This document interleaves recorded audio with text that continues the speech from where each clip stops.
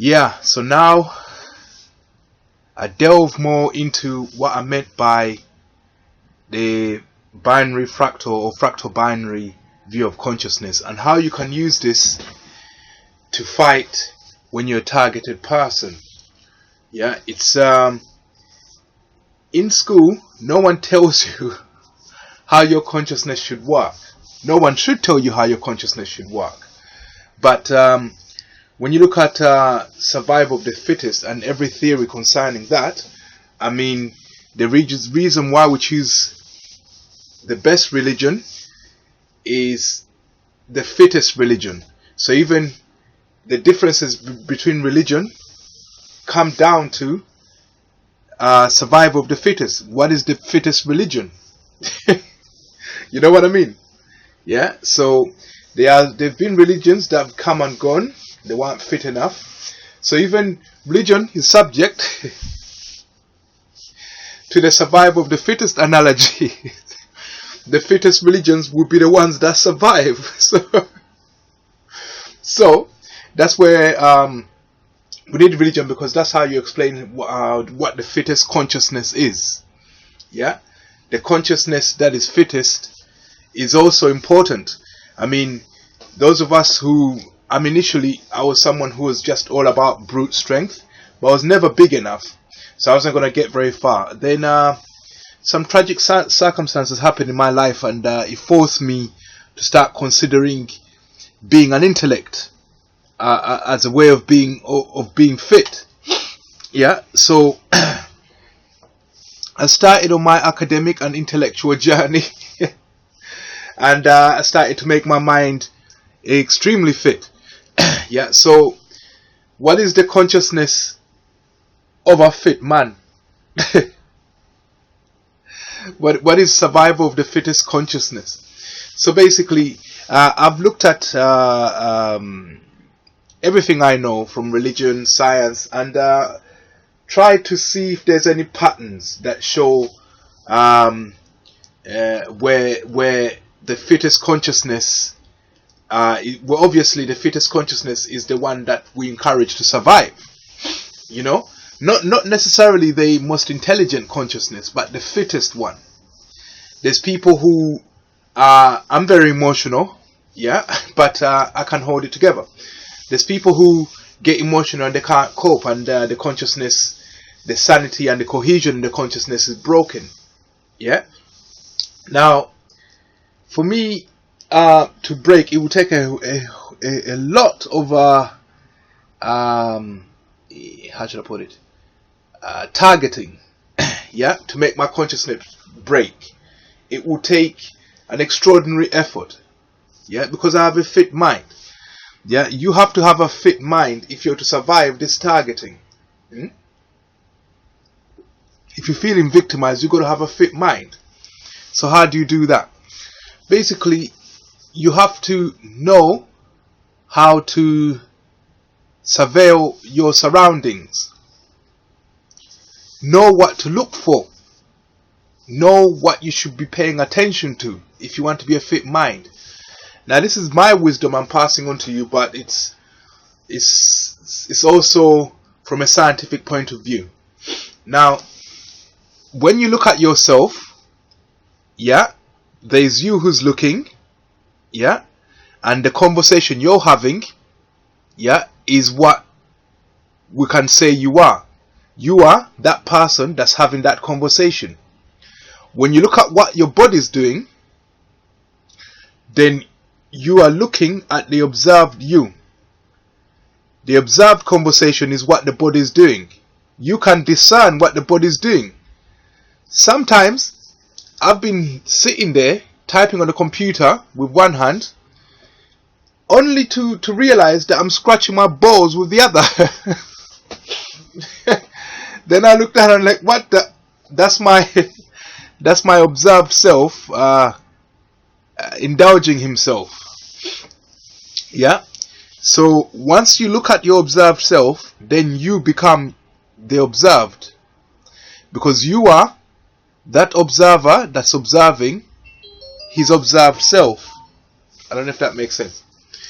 Now, This is these are two conversations taking place in your head. Yeah, body can rudimentarily exhibit conscious thought in you. When you find your body doing something that you're not currently consciously aware of, then who's aware of it? Somebody's doing that. Yeah, that's a form of consciousness that is part of you. Let's swiftly move on.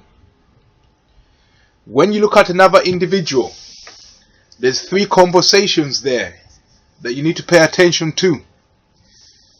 When somebody says hi, you say hi, you're now engaged in a conversation. There's now one observer conversation, what you're engaged in. Then you also need to keep an eye on what his body's doing. Yeah? And he will need to keep an eye on what, and then you need to keep an eye on what your body's doing too. The three conversations going on there. Yeah? The observer has to now mind what's being said, what's being done, and what he's doing, and vice versa. Yeah? When you engage with people, make sure you make allowances for these three conversations when you are assessing the situation. Okay? Now, when you're in a situation where you've seen someone but they haven't seen you, they haven't said hi, then there's three conversations out there at play. Yeah? You're now observing him, and he's the observer. He's the observed. What he's doing, observer, unobserved, that one goes into this conversation. It's an observed conversation. And his body, believe it or not, responds to your body. There's people who can sense the hair on the back of their neck stands up because they're aware that they're being observed. So this conversation, yeah, you have to observe what your body is doing when you're looking at someone. And to them, they might be doing this somewhere else. Yeah? So when you're looking at someone who hasn't seen you yet, yeah, you look at what their body is doing rather than what their mind is doing. You look at what your body is doing, because it will trigger off his body and his mind. And you also assess, have a conversation with yourself. Yeah? It's binary. It's binary. Whether there's multiple conversations taking place, it will always break down into observer conversations and observed conversations. Conversations that the observed bodies are doing. Someone can say one thing, yeah? Someone can say one thing and be doing another. Okay? You get kleptomaniacs. Sometimes I'm a kleptomaniac. If I ever sometimes I go into establishments and then I sit at their reception. Let's say I have to sign in or something. If they don't tie the pen to a string, I'm liable to walk off with it. And I don't know I'm doing it. Yeah? And they're talking to someone. Then I sign a book and I pocket the pen. That's what my observed conversation is doing. And I'm busy in conversation with that person. Yeah? And they're observed. If it's a woman, I'll be looking at what her body's doing.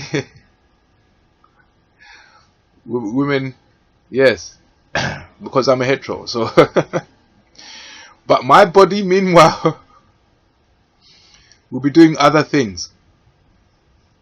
Okay, so I just want you to understand what I mean by fractal. Yeah, it means it starts off observer, observed, and it remains that way on the next level. If that's level 1, observer, observed, that's level 2, observer, observed, level 2 again, observer, observed. Yeah, at whatever level, it still has the structure of being observer, observed. Okay, that's what I meant by fractal and binary being in 2 states.